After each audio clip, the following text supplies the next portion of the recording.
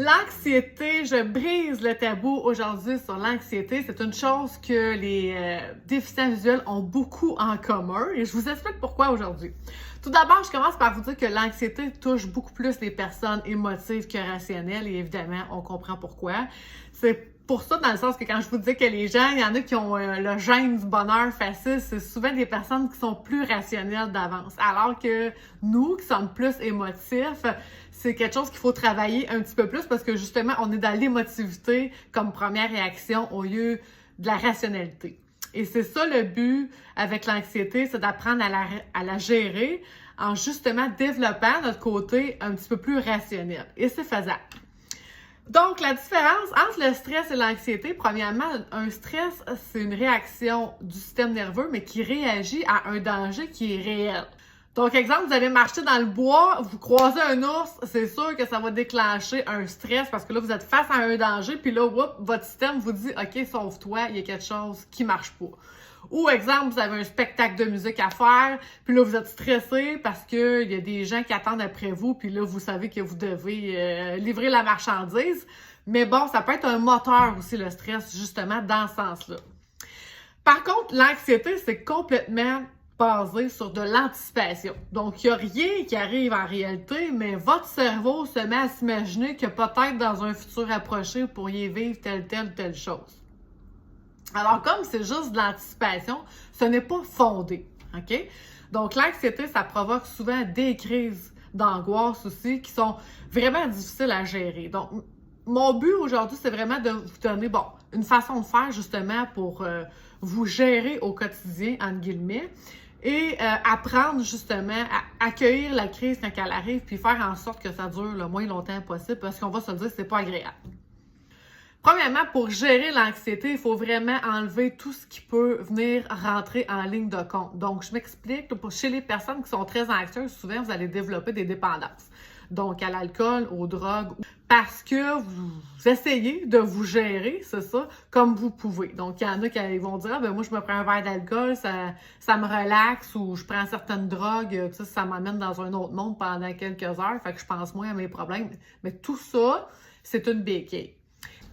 Donc, on commence par régler cette addiction-là, si on en a développé une. C'est sûr que si vous essayez de vous gérer tout en prenant de l'alcool ou tout en prenant de la drogue, ça ne fonctionnera pas. Alors, premièrement, il faut vraiment aller à la base et régler ce problème-là. C'est pas parce qu'une situation est compliquée que la solution doit l'être. OK? Ça, c'est quelque chose que j'ai appris en croissance personnelle, puis ça m'aide beaucoup. C'est vrai que la base, c'est simple, mais parce que c'est trop simple, les gens, des fois, se disent oh, « ça marchera pas pour moi », puis non. La base qui est très simple, c'est 1, de faire de l'exercice, 2, bien manger, et 3, bien dormir. OK? Donc, pour arriver à ça, vous devez justement vous poser la question, le sport, là, c'est différent pour chacun. OK?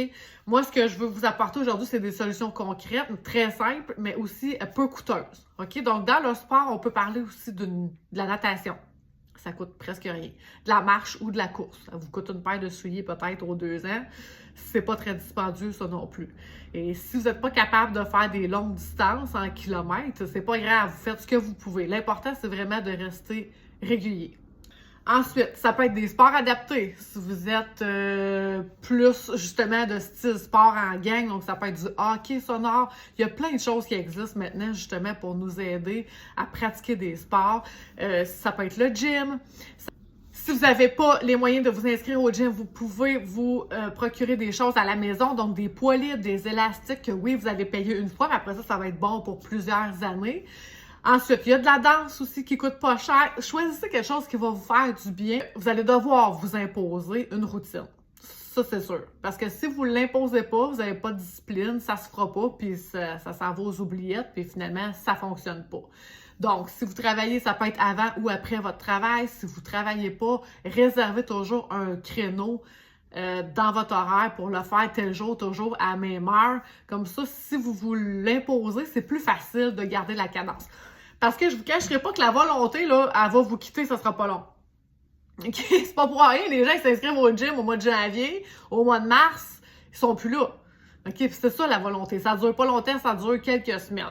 OK? La différence entre la volonté et la discipline, c'est que la discipline, c'est quelque chose que vous vous imposez et ça va vous obliger à le faire. Donc, on s'impose un exercice physique 3 fois par semaine au moins pour se faire du bien. Le corps a besoin de ventiler. Donc, on commence par ça. OK? Il faut prendre soin de notre corps et de notre tête. Donc, premièrement, le corps, on l'entretient, on fait un petit peu de sport. Pour la tête, régulièrement, vous devez faire des choses qui vous font du bien. Encore là, c'est différent d'une personne à l'autre, mais je vous donne des exemples.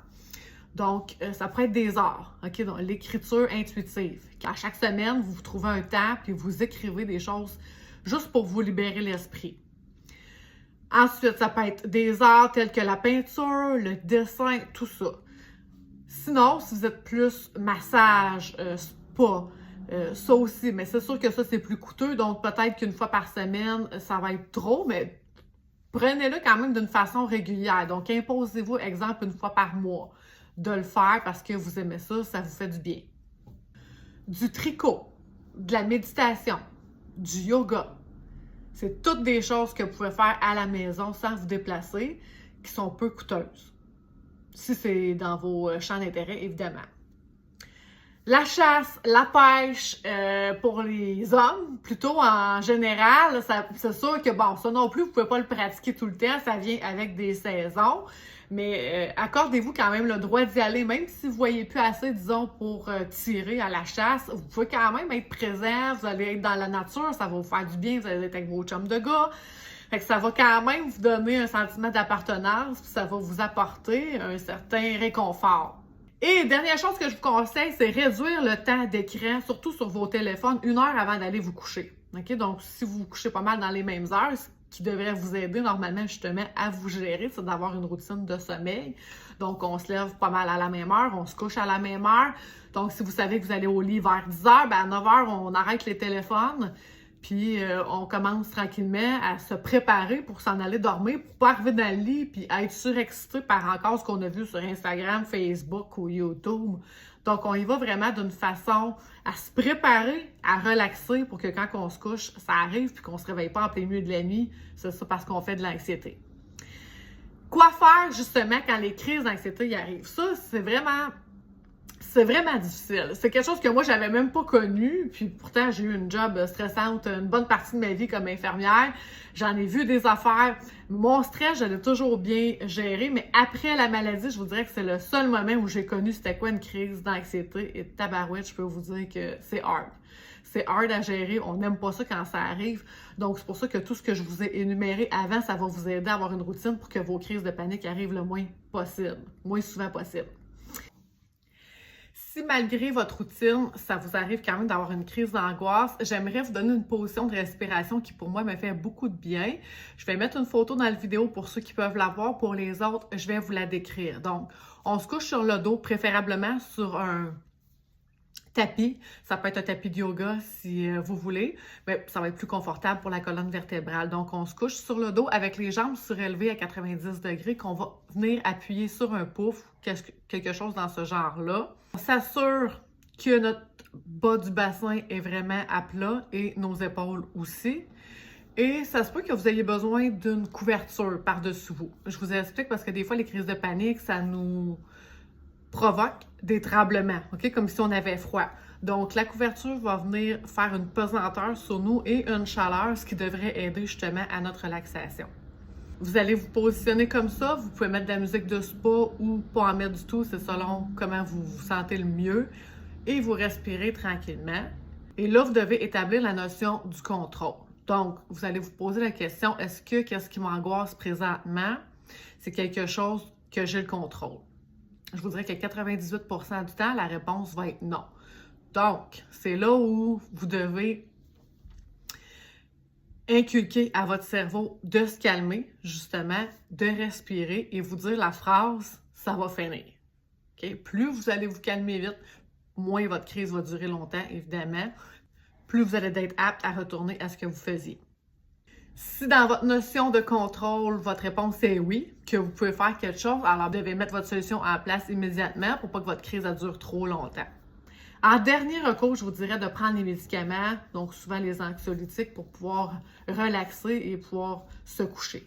C'est sûr que ça peut être un besoin essentiel. Disons, vous vivez une séparation, vous allez avoir des bouts rough au début.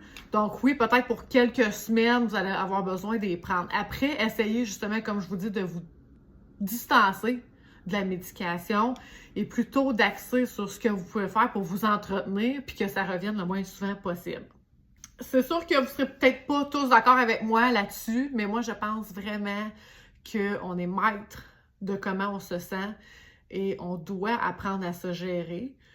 En conclusion, rappelez-vous que l'anxiété, ce n'est pas une crise cardiaque, quoique les symptômes peuvent s'apparenter beaucoup à ça et que vous avez plus de pouvoir sur votre personne que vous pensez. Faites-vous confiance encore une fois, travaillez dans ce sens pour devenir une meilleure personne, une meilleure version de vous-même et surtout vous offrir une vie plus calme grâce à vos efforts.